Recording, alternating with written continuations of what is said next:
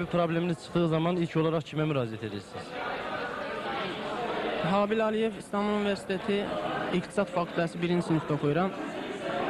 Bizim burada İstanbulda problemimiz çıxarkən İstanbul konsulluğunda tələbələrin problemindən maraqlanan bir şöbə var. Amma bu şöbə tələbələrin problemindən tam maraqlana bilmir. Yəni onlar ancaq tələbələrə vətəndaş kimi baxa bilirlər.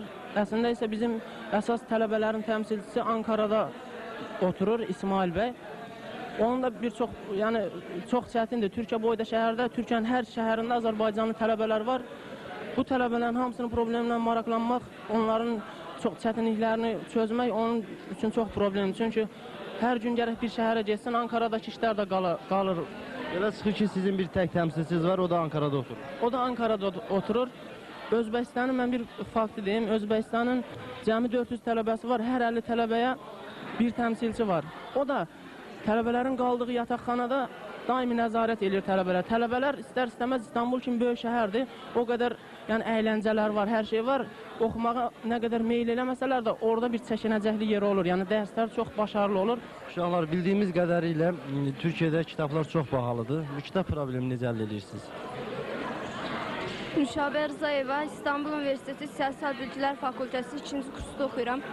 Türkiyədə hər kağızın bahalılığı bunun kitabın bahalılığına da gətirib çıxartır. Kitabın baha olmağı o demək deyil ki, biz kitab almamalıyıq. Amma bizim ən önəmli problemimiz odur ki, biz istədiyimiz kitabı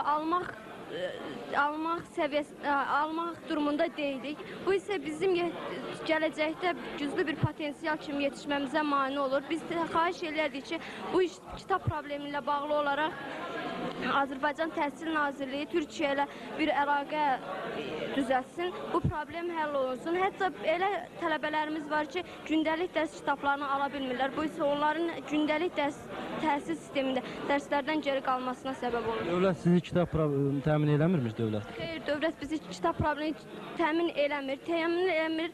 Bir şey var ki, dövlət ildə bir dəfə 700 min Türk lirəsi ilə kitab pulu verir. Bu isə heç bizim kitabların bir qismini ödəmir. Kitab problemi ilə başqa bir söz demək istəyirəm. Şimdi bayaq yenə dedim.